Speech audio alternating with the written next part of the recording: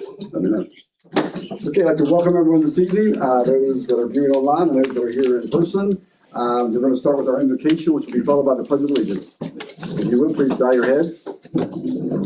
Heavenly Father, we thank you for this day and all the blessings you've given us. We thank you for the opportunity to serve the citizens of Elkins. We ask that you help us open minds, civil tongues, and warm hearts as we work to help our community grow. We also ask that you watch over and guide our country's leaders. In Jesus' name I pray. Amen. I pledge allegiance to the flag of the United States of America, to the republic for which it stands, one nation, under God, indivisible, with liberty and justice for all. I will now call this meeting to order and ask our clerk to take roll, please. Councilor Gross Friganera. Here. Councilor Carroll. Here. Councilor Chenoweth. Here. Councilor Hinchman. Here. Councilor Kearns. Here. Councilor Lowther is absent. Councilor Pliszka. Here. Councilor Severino. Here. Councilor Thompson is absent tonight. And Councilor Woods. Here. 8 present, you have a quorum. Thank you. No one has signed up for public comments, so we'll move down to the minutes portion, and I will entertain a motion to accept the minutes as presented for the July 23rd, 2026 meeting. So moved. We have a motion. Any questions or comments? If not, all in favor say aye. Aye. Those opposed, nay. Motion carries. As you can see in your correspondence, we've been busy with event requests, which is a good thing. And you also have your building officers report in there. We will start now with the council reports and go to Councilor Chenoweth. Finance Committee met on Monday. We discussed several things, but the only thing we recommended to council at this meeting was spending money from the opioid settlement fund to help fund the Game Changers program, which is a drug prevention program in the Elkins Middle School and Elkins High School. That's on the agenda tonight. Other than that, that's my report. Thank you, sir. Councilor Hinchman. Public set to meet on August the 3rd, and the main thing we went over was the property on Main Street, and we looked for funding to go ahead and raise it. Thank you. Councilor Pliszka. No report. Thank you. Councilor Gross Friganera.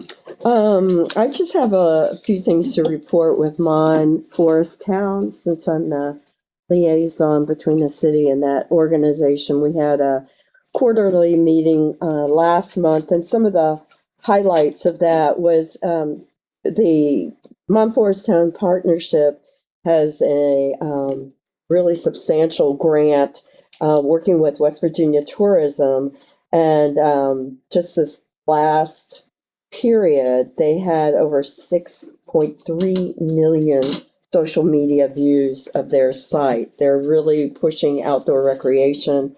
And of course, we're part of this group. And so anytime you have anybody visit that page, they're also looking at all 11 of our towns. And they are putting together a 32-page regional guide that will feature all 11 towns again. So this is all wonderful icing on the cake for all the other projects that are that we're working on, that one of which we'll be talking about tonight. And one thing you may have noticed right in our downtown visitors bureau are tear off maps, where it has the top cool things that you can do in Elkins, where the best trail is, some other substantial things. So this is really really an organization that's doing stuff. It's a very powerful group, and it was fun at the municipal league to run into several of those mayors and council members from that group. So Nancy, I'm disappointed that attending a city council meeting didn't make that list. I'm just gonna be honest. So what? I'm disappointed that attending a city council meeting didn't make that top 10 list. Yes. You meet on Pickles Mountain. Yeah, but and in a related manner, I would really like to extend my appreciation for the opportunity to attend the last conference. It was really fantastic and inspirational to hear what other cities are doing, and it was really kind of nice to hear that we're ahead of the game on some of the things that with the FOIA requests, and just hearing. I think I this was only the second one I've been at, but having it more open, where there was much more questions and answers about what works, what doesn't work, what's your biggest challenge, how did you answer that challenge, was very informative. So thank you very much for that opportunity. That's it. Thank you. Counselor Woods. No report. Thank you. Counselor Kearns. I'm other Cody tonight. Personnel met August 3rd. We discussed longevity pay options. Resolution 1941, planning for interviews for the chief of police position, and our next meeting is September 8th at 1 p.m. Thank you. Counselor Severino. No report. Thank you. Counselor Carroll. The planning commission met last week, and Commissioner Colson will be presenting the comprehensive plan to us tonight. So it's exciting that many, with about a year and a half, 2 years of conversation, now we have a final product to share and continue with.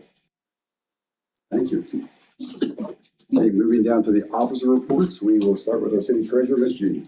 Good evening. Early on in this budget year, all funds remain in the black, which is good. I want to call attention to the general fund revenue detail that shows our first quarterly deposit for the municipal sales tax in the amount of $449,097.46. We received that at the end of July. How does that compare to last year, Tracy? It's up a little bit. Good. Mhm, Thank you. Up a little bit. Every year we see an increase, so let's hope it continues that way. Let's hope. Also in your packet, I've put the sewer and water bond and USDA loan information, what the balances are as of June 30th. For all the sewer bonds that we have currently, the principal outstanding balance was $7,695,541.39. There are $323.28 payments made annually out of the sewer fund. For the water bond accounts, there's a principal outstanding balance of $12,573,652.67. In the USDA loans, that outstanding balance is $18,109,402.84. And annually, the water fund has $1,486,665.96 in payments that come out of that fund. Anything else? Tracy, one question. Are all these bonds the same year, or are these multiple years on? No, so if you look at like the sewer bond where it has 06, Okay. it was done in 2006, 2009, 2015, and 2020.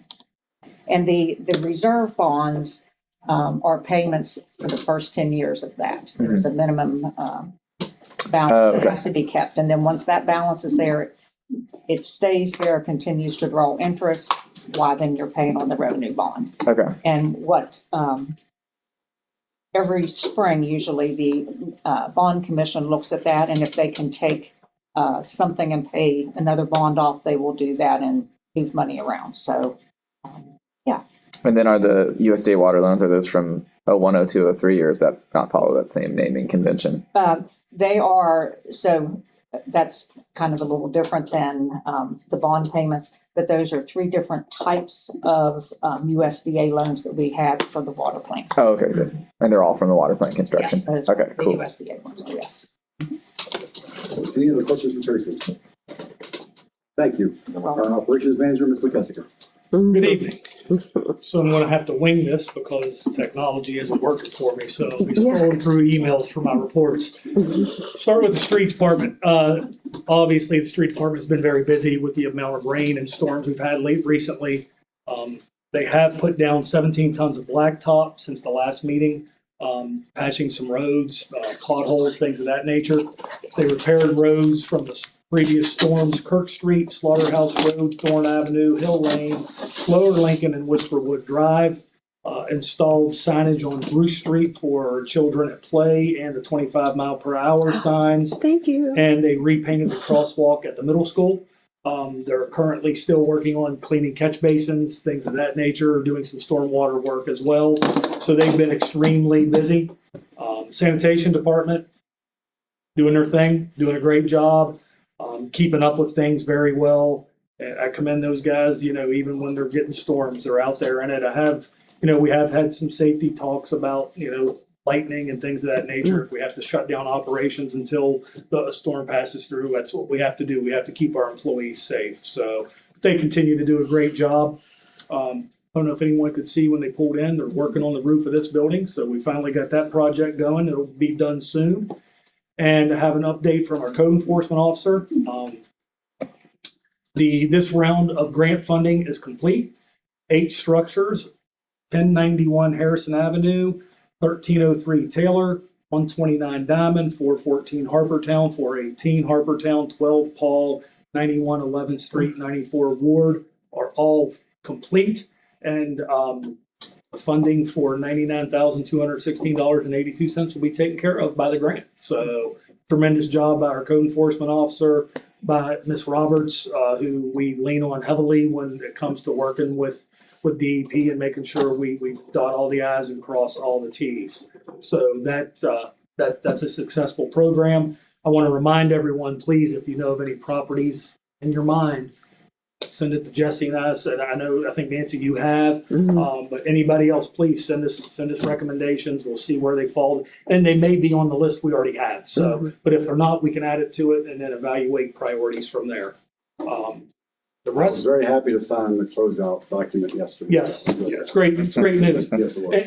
And again, we've talked about, we do such a good job with this that we know when the next funding becomes available, we'll be able to jump back in and get more funding and continue in the program. So that's a good feeling. The rest of the update, I'll start with the good news. The carpet on the second floor is completely installed with everything but council chambers. Looks phenomenal. They started on the third floor carpet. Looks phenomenal. The back of the building where the ADA compliance ramp, the stairs, where they're putting the brick pavers in to marry that up and blend that all in, looks amazing. And they're doing a great job on it. All the trim work on every floor is done and it looks sharp, looks really good. That's the good news. The bad news, I hope everyone saw the email I sent out yesterday. So yesterday morning, I received a text message about, did you see what happened to the front of City Hall? And Oh my gosh. Oh my I gosh. felt sickness in my stomach. So we had a hydraulic lift that they were using on the front of the building to do the stone work and to do work on the roof as far as cleaning and things of that nature. The lift malfunctioned. When it malfunctioned, it caught part of the concrete barrier rail, for lack of better words, on the top of City Hall and pulled it off into Davis Avenue. Ronnie, you said you could hear it in your office when it hit the ground. Oh my gosh. Unfortunately, when it hit the ground, it hit the granite steps in front of the main entrance and damaged those as well. The good news comes to no expense of us because it was not our fault. The very good news is no one was hurt. No injuries whatsoever. The guy in the lift wasn't hurt. No passersby were hurt. Everybody's fine. Bad news is to get this completely finished and make it look like it's supposed to look, because the concrete is so old and we're going to have to special order things for it, 3 to 4 months to get that railing fixed. Now, what we are doing, we are meeting OSHA guidelines and installing a temporary railing around the entire top of City Hall. And we are also going to have a concrete expert inspect the entire railing across City Hall to make sure there was no further structural damage when it branched out. Probably going to delay the move-in by 10 to 14 days is all we're thinking. So I don't think that's horrible news. And the only reason why we're thinking it's going to delay it is with all the work being done on the top of the building, there are still pieces of concrete up there that are still very tedious. We don't want anyone around the building when the company comes in and starts removing those off. And the contractor doesn't want any sort of liability whatsoever with people around the building. And we don't know to what extent they're going to have to set stuff around the building to remove this off. In an email today, in a conversation today, we're thinking we should be able to move in by September 15th. We still feel very confident with that. So the 3 to 4 month process, it'll just have to happen while we're in the building. But the one company that is going to inspect it and try to move some of the stuff off, we're going to try to coordinate some of that work to be done on the weekends, just to make it, less inconvenient for those of us that are around the building. I apologize that I have to report that. It was no fault of the cities. It was no fault of the contractor. It was a freak thing that happened. And as Tracy and I were talking before the meeting, one thing I'm very thankful for is that Mountain Valley Bank stepped up the way they did, because had we been going through USDA, we would be in a complete pickle right now, because we would not be lost the in that line. We would have lost the funding. Because we wouldn't have been able to We wouldn't have begin been August finished. 31st. So Mountain Valley Bank has really been a blessing in disguise for this. I didn't realize. I there was a will gladly answer any questions anyone has from any of my report, anything about City Hall, please ask away and I'll answer anything you may have. Mine's just a comment. I'm sorry, you're stuck with me 2 more weeks, I guess.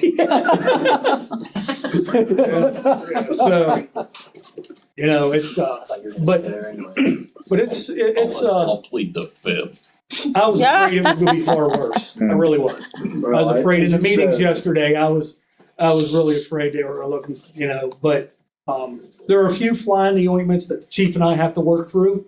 And, I know I can rely on him to help with us as far as we need help when it comes to different aspects as far as that goes.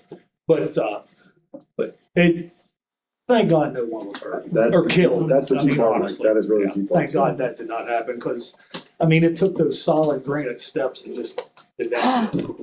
Oh, Is the repair on the stuff going to be pretty extensive, or? Right now, we're thinking probably gonna be well over $100,000 worth of damage. Wow.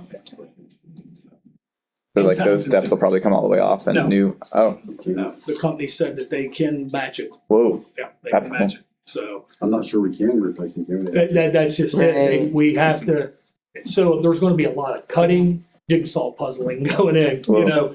because of the historic value of the building. We just can't dig it up, put new ones in. We have to, and we feel confident that Keystone are the experts in this, and they have told us, give us time, we will make it work. And so it's, we're gonna move forward. Again, no money out of our pocket, no money out of our budget for this project, so that's good as well.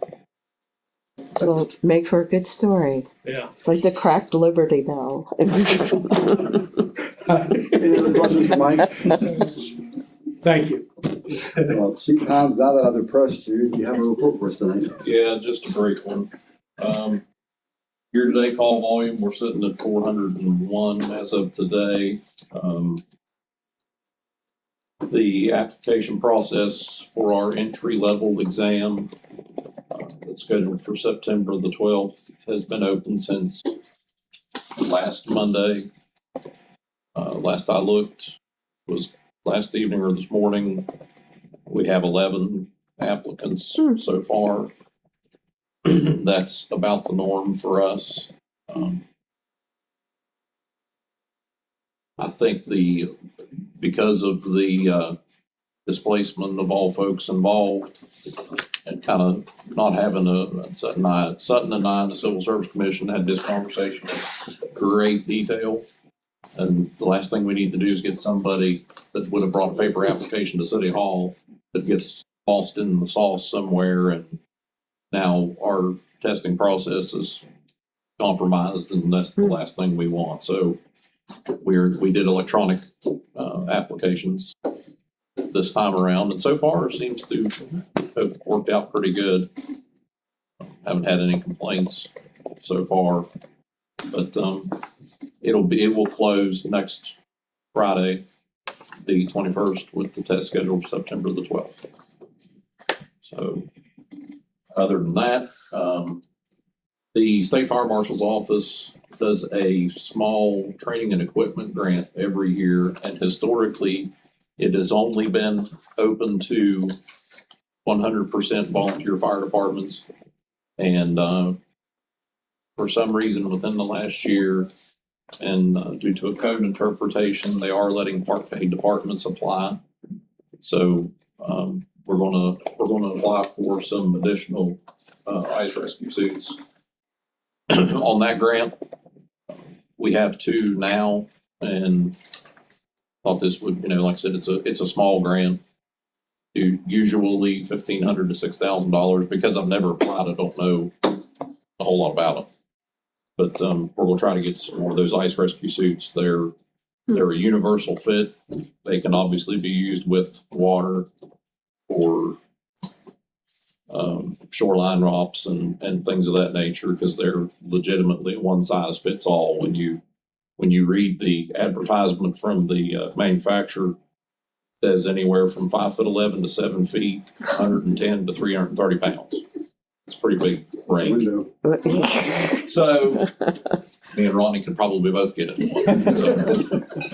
But I would pay to see that. New so fundraiser. we're gonna shoot for that. It's got a September deadline. Stuff that we were funded from the TC Energy grant, that stuff's on the way. And there's more to come down the pipe. Volunteers are working on some things to improve and enhance the water side of our business based on historical events, and I'm going to be bringing some of that council in the future. That's all I got. Any questions for Steve? Thank you, sir. Representing the Elkins Police Department, Captain Bill. The last few weeks, we've had 816 calls for service.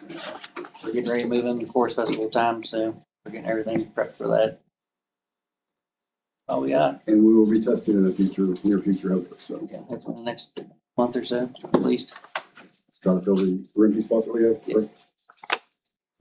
Anything else? Any questions for Ronnie? Yeah, our city clerk, Mr. Stokes. Thank you, Mr. Mayor. Well, latest update on the streetscape and riverfront projects. I did submit 2 additional DOH grant applications targeting transportation alternative side and the recreational trail project side.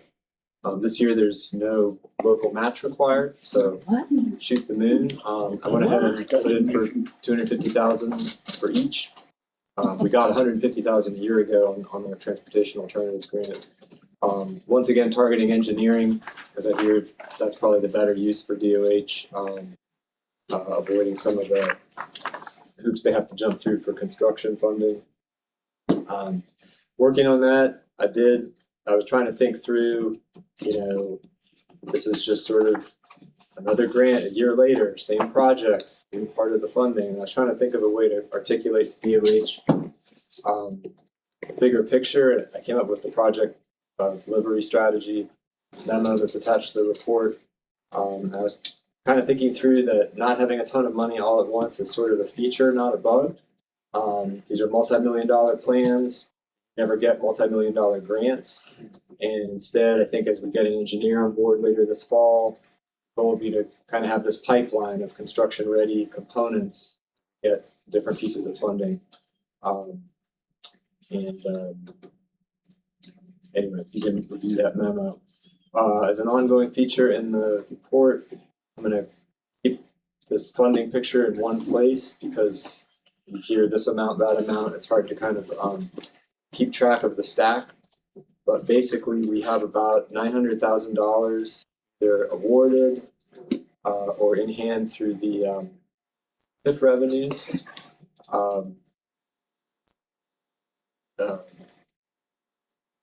And roughly 1 to 2 million in potential TIF bonding capacity. It just depends how far off in the future we do our first bond as the revenues build up. So basically, between cash that we can say is either in hand or on the way, and depending on the size of that bond, 2.9 to 3.9 million total for the next year could be in hand. Not to get ahead of some of these applications that are pending, but that's clearly not enough. In the best case scenario, if we somehow got all of that, it's still not enough to do even one of those projects at a maximal stage. But again, pieces and components along the way should begin to look viable. Still have the ward boundary adjustment in mind. I'm going to be meeting with Stacy McDaniel from Region 7 late next week. Kind of go over a what GIS population analysis she did, start thinking about how those boundaries might shift to get us a more equal population in each ward. I'll try and have some maps or diagrams to look at later this fall. Police testing, fire testing, already mentioned, and then I also attended last week's Municipal League Conference. I put some notes on the report as well. Very interesting sessions on how governments are using AI. Interesting ideas about housing and blight, community art, accessing federal funding, engagement and finance. So I did note some ideas on there that you might try to follow up on or research further. Great conference this year. I would call it even inspiring. It really took it past your standard conference of like, maybe you've heard this topic before, or this presentation is basically a vendor ad. And I think they really put some thought and passion into it. So I was really glad to see all that. I'll be happy to answer any questions. Any questions for Sutton? If not, we'll move down to the approval of the vendor invoice payments. I will entertain a motion to accept the invoices as submitted. So moved. We have a motion. Any questions or comments? None. All those in favor say aye. Aye. Those opposed, nay. Motion carried. Now we have a presentation by the Planning Commission of the May 2026 draft comprehensive plan. I feel like I should say 2023 comprehensive plan, to be honest. And we have Phillips Colson. Yes, thank you. Intern, it's in our packet. Yeah. We can have everything. Yeah. Yep, looks really. Came from a clicker, so.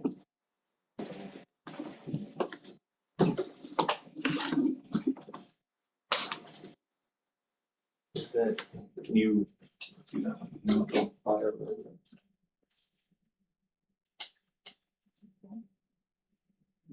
Shopping. My internet keeps going on. Yeah, me too. I just downloaded it. That was good. That was smart. Well, mine's like clicking off and on. Yeah, me too. Yeah. Pardon me? That's why this had that. Yeah, mine isn't. That's why I'm on his. Because I downloaded it. Yeah. Try to start I it. usually do that, but I just stopped sharing again, so. Here, extend. I usually just look at it and download it at home that way. If something happens, I don't have to worry about it. I had another meeting before this one. We tested this before, so we wouldn't have any issues. I know. Well, all of mine is not connecting. It's like seasonal pictures. It's a Google headquarters for a meeting. Well, yeah. Oh, it's back on again. Google could see their. I'm just, Download it real quick. It came back. Download it real quick. All right. Okay. All right, so good evening, Mayor, members of City Council, City staff, and members of the public, and those folks watching online. My name is Phillips Colson. I'm president of the Elkins Planning Commission, and joining me this evening is Andrew Carroll, vice president of the Elkins Planning Commission. On behalf of the Planning Commission, we appreciate the opportunity to present the City of Elkins Comprehensive Plan to Council. Before we begin, I just want to take a moment to recognize the many people who have contributed to the process. This plan has been developed over an extended period of time, and the membership of the Planning Commission has changed during that process. I'd first like to recognize the commissioners who were serving when this process began. Duke Talbot, Councilor Burley Woods, Kate Summers, Mayor Jerry Marco, and Vance Jackson, as well as Andrew and myself. that's a while. And I would also like to recognize our current commissioners who have joined the commission during the process, which is Susan Evick, Dustin Smith, and Eric Armstrong. And Eric has actually moved on as well. And finally, we owe a special thank you to Christy Beduth from the Land Use and Sustainment Development Law Clinic, Sutton Stokes, Jerry Roberts for their time, expertise, guidance, and assistance throughout this process. This has truly been a collaborative effort, and I want to personally thank everyone who contributed their time and knowledge in developing this plan. With that, I'd like to give Council a brief overview of the comprehensive plan and the priorities that have emerged from the plan. Before getting into the recommendations, I think it's important to establish what adoption of a comprehensive plan actually means. At its core, this is a long-range policy document. It guides future development and investment and provides a policy framework for future decisions. One point is especially important for council: adoption does not automatically fund or implement every recommendation. Individual ordinances, projects, expenditures, and policy changes will still follow their normal review and approval process. The plan was developed through an extended public process. The Planning Commission held 15 meetings open to the public. We received 166 online survey responses, and we received survey input from 30 stakeholders. The process also included a community open house and a formal review. Tonight is therefore not the beginning of the planning process. It represents one of its final steps. 6 broad areas consistently emerged.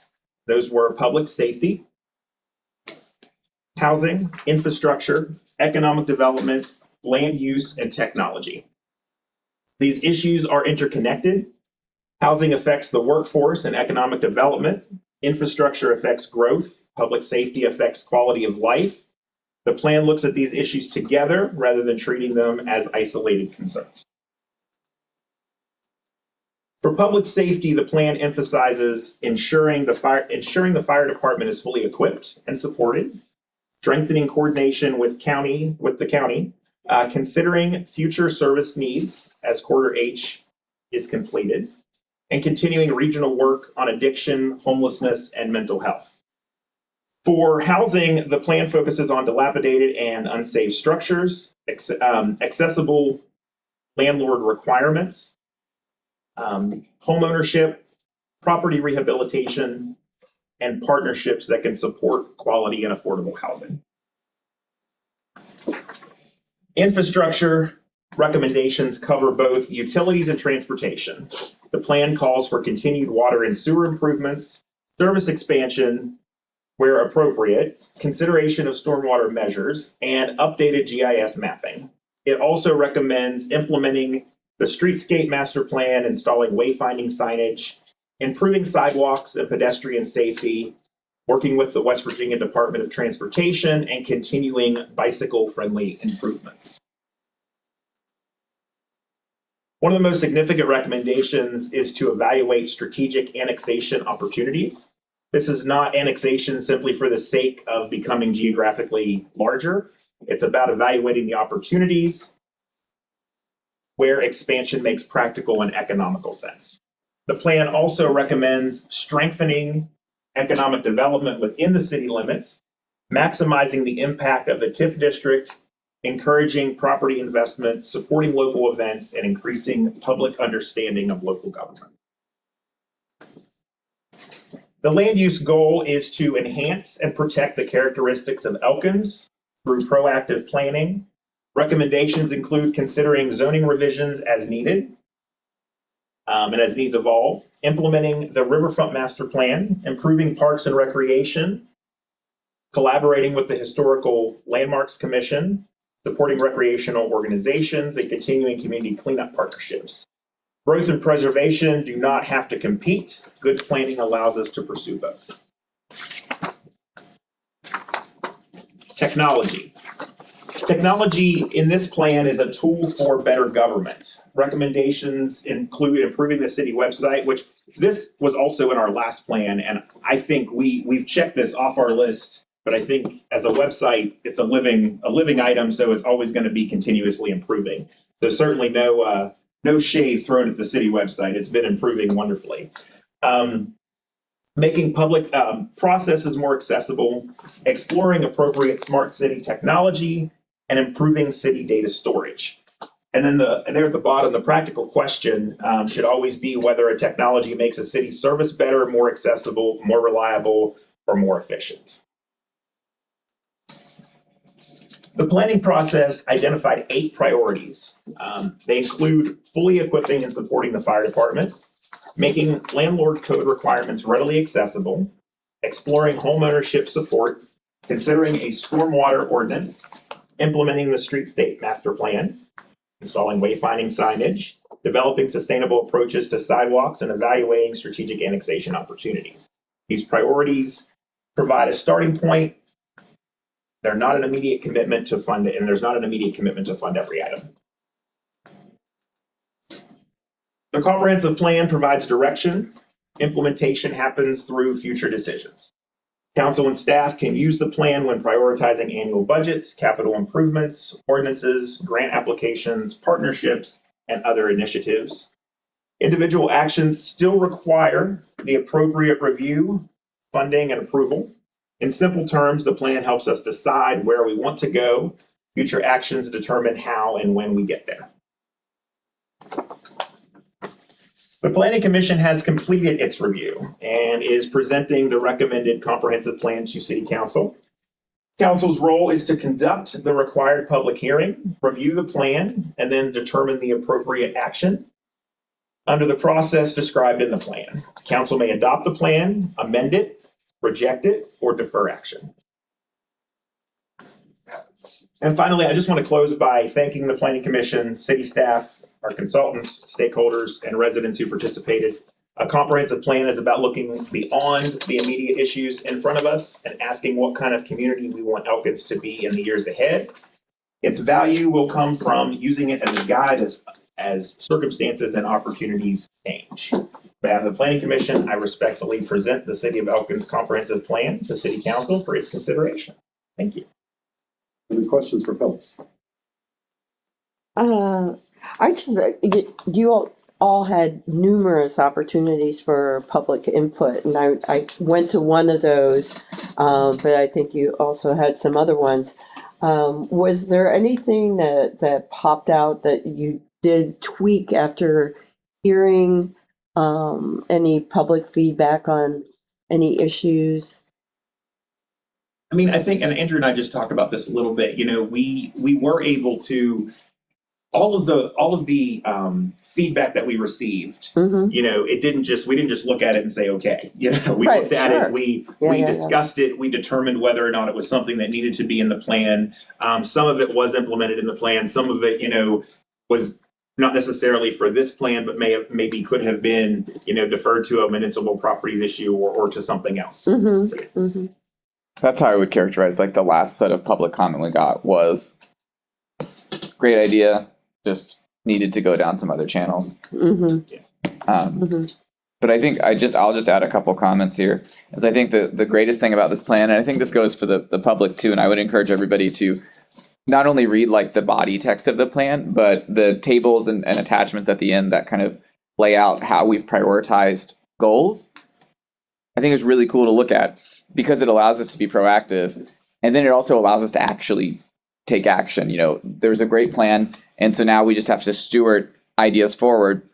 And then the other thing I would call forward in the plan, I think is really cool. And I think if you look at, you know, Elkins' strategic positioning as a community, I think the secret sauce of Elkins, especially in making big projects happen, is we've got a lot of organizations to collaborate with that punch above their weight and that do incredible work. And so I think the plan calls forward lots of space to not just go it alone, but to work with other people to make stuff happen or to enable the environment so other people can, you know, do what they need to do to start their business, to live a great life, those kinds of things. So there's some pretty excellent details to look forward. And it's, I encourage everyone, the public, like sit down and read all of it. There's a lot there, a lot of time, attention went into it. And this is a great summary. This is only the cliff notes of it. This just barely scratches the surface of what's there. The presentation that was presented to the public was double the number of slides and a lot more text. But I didn't want to reinvent the wheel with that. I wanted to kind of give you the high points. The other thing that is, and I think this was in one of the drafts of the plan, I think it's still in there, but at the beginning of the plan, it kind of does a comparison of what we did from the last comprehensive plan and those action items and which ones we've actually completed. And, you know, we've done a lot in the last 10 years, to check off a lot of those boxes. So I think, you know, we are to be commended, the city's to be commended for that as well. One interesting side note is that you can, if you're thinking about moving to a community, it's significant to look at what that community's vision is. Right. And make a decision that says, this looks like a place that's really has the same sort of priorities that I do. So it was a great document. Super. And I will say this was not as fun as the planning document that we worked on. But, You mean the zoning? The zoning, yes. Yes. Yeah, the zoning document, yes, the zoning document we worked on, ordinance document. But yes, there was a lot of thought and consideration went into this plan, and Oh my that's God. that's it. So in your hands now. Thank you. Thank you, Phillips.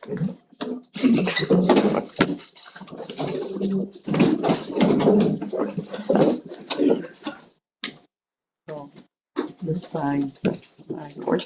Okay, moving down to new business. We'll start with ordinance 352, an ordinance of the Common Council of the City of Elkins, West Virginia, approving the formation of a joint development entity, the Randolph County Development Authority, to be known as Elkins Development LLC, approving the articles of organization of Elkins Development LLC, approving the operating agreement for the Elkins Development LLC, and providing for other matters in connection therewith. This is the second and final reading. Thank goodness. I will entertain a motion. So moved. We have a motion. Any questions or comments? If not, all those in favor say aye. Aye. Those opposed, nay. Motion carries. Resolution 1941, establishing a new compensation level for the fire chief effective July 5th, 2026. I will entertain a motion to accept, please. We have a motion. Any questions or comments? If not, all those in favor say aye. Aye. Those opposed, nay. Motion carries. Resolution 1942, acknowledging receipt of the Planning Commission's draft comprehensive plan and setting the date for public forum hearing thereon. I will entertain a motion. So moved. Are we setting a date though? Are we The setting a date? resolution directs that the hearing will be at the next, at the September 3rd council meeting, which allows time for the 15-day period, which will be noticed by legal ad Saturday, which is already pending. And that's what needs to happen at this point. See that and set for this process of the motion. So Councilor Woods, is that your motion? That is my motion. Thank Yes. you. Are there any other questions or comments? If none, all those in favor say aye. Aye. Opposed, nay. Motion carries. Resolution 1943, addendum to SMART's contract adding YouTube archiving. I will entertain a motion to accept, please. We have a motion. Any questions or comments? Can we get a little bit? Yeah. I left YouTube off. As you know, the Smarsh archiving solution captures all of our social media channels, which is public records we're supposed to retain along with other things. Frankly, when I first started talking to Smarsh in December, we had kind of fallen off from using YouTube. We weren't doing the sending our stream out to 2 different channels. We were only doing Facebook at the time. It wasn't part of the initial conversation, so it wasn't in the proposal that eventually came to council. So it was oversight on my part. It's basically going to add, with the addition of an onboarding fee this year, it'll add about $400 to the $12,000 annual cost of Smarsh. Are we so we're live streaming to YouTube now too? Yep. Oh, So cool. we send out to 2 channels and could do more if we had them, I guess. But It's nice that someone can watch it and not have to log into. Facebook. Cool. There's a list that don't do Facebook, you're right. That's right. Yeah. Any other questions or comments? If none, all those in favor say aye. Aye. Those opposed, nay. Motion carries. Resolution 1944, authorization to expend opioid settlement funds to implement the Game Changer Substance Misuse Prevention Program at the Elkins Middle School for a second year. I will entertain a motion to accept, please. So moved. We have a motion. Any questions or comments? If none, all those in favor say aye. Those opposed, nay. Motion carries. Resolution 1945, appointing Daniel Fisher to the Elkins Building Commission for an unexpired term ending August 31st, 2029. I will entertain a motion to accept, please. So moved. We have a motion. Any questions or comments? If none, all those in favor say aye. Aye. Those opposed, nay. Motion carries. Resolution 1946, proposal to expend $6,600 in City Code 31-07 funds for cooperative advertising campaign in Tyson's Corning in collaboration with the City of Buchanan. I will note before I ask for a motion, the city of Buchanan had a special call meeting today and voted to pass this as well. So now I'll entertain a motion to accept this. So moved. We have a motion. Now, we did hear from our attorney, correct, Tracy? Yes, and, She had a recommendation. she had a recommendation of $7,000, and I will say I had budgeted 6,900, I believe it was $34. And I believe you said Buchanan approves 7,000? They did 6, which is what they did last 6, year. okay, all right. They did 6, which is what they did 6, last year. So, I mean, that's what our recommendation is from Jerry. So I guess I need to know if that's the amended Right. motion then. Yes. Why, I guess why? Why would she have a higher amount? 394. She just said match what we did last year is what she said, to be consistent with it is what she had recommended. Okay. Or I guess what's the, wait, I guess I have 3 questions. One, this budget line is the one that has to be used for the advertising, right? That was like a percent. It's civic promotions. Okay. And then, I guess I would be curious, what is the difference between the amount on the item or 7,000, like if, They match us dollar for dollar. the state's Oh, match. the Okay. state, The okay, state will match whatever you Okay. put in. okay. I was thinking, I was just like, Buchanan. what's the service, like No, the, the state what will are, match what, whatever okay. the 2 cities put in as well. Okay. Okay, gotcha. So then at the end of the day, we'll just have like a longer ad buy at the, there. $300 Well, more. actually, she had already budgeted for 69 based on what your calculations were, correct? That's correct. So do we need to amend the, or, 69 or the, When I did the budget, yeah, I look and see what the population is since it's $1 per head, and that's where I came up with my number. oh, so can we spend more than that or? Jerry Based seems to on feel the there's no city cap on attorney. it. She can confirm that. So if you want to make the motion that we'll hit that unless Jerry comes back and says, no, we can't, I mean, that would be the recommendation. And then we lower it back down at that point. Easier just to do what. yeah, just do with the budget, what We we're just did the allowed to 69. do. Was it $34? For the budget. less? Do the 69. Okay. Yeah, So, okay, entertain a motion for the amendment. Who's doing the amendment? I think you just say without objection, whatever the new amount is. What is it? 69. 6934, I believe. I Yeah. Without have to double objection, check we'll my go with thing. 6934. Okay, so we have a motion. All those in favor say aye. Aye. Those opposed, no. Motion carries. H, proposal of Mountain Valley Bank to lease office space in City Hall, pending review by Municipal Properties Committee on August 12th. I will entertain a motion to accept it. I left this on as a placeholder for the municipal properties Okay. meeting. I wasn't sure if an action is needed at this point, but it's there if you need it. I mean, I know Jerry was gonna work on the terms of the lease, so there's no lease to approve That's yet. correct. Then really, there is no action needed at this point in time. Right. So it's probably for more for awareness of nothing Yeah. else. Okay, so we're doing the adjournment before the mayor's comments. I had a double between rearranging things, trying to fit the presentation. But, I like Let's it. not I get like back it. Okay, see ya. Good job. I want to point out that our college students, Davis and Elkins college students are coming back. We have freshman matriculation tomorrow, so very excited about that. Next Wednesday, the 19th, we are doing our student athletes community cleanup. So please do me a favor, if you see the athletes out there, thank them, because they come down and it's a red wave going through our community. And it's a pretty awesome sight to see. When they're in session, our population goes up around 10%. So please make them feel welcome. This is their home away from home when they're here. So we want them to understand we do welcome, we appreciate you coming here, and you selected Elkins as your home for your education.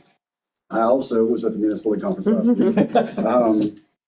And it was a very emotional time for me. Being sworn in as municipal league president, I take great pride in that because I get to share that with you guys because we're a team. And I can't take all the credit or the accolades for that because without your guys' support, without our community partners, without the volunteers, without the workers that we have here, none of this happens. I mean, all the feedback I received about the city of Elkins last week was nothing but positive. I mean, people are so excited about where we're going, what we're doing, and comment typically is, I love Elkins because, and it's still in the blank, and it's usually something different every time. I mean, Nancy, you said the same thing when we were talking on the street one evening. People have such a good impression of us right now, and we're definitely heading in the right direction.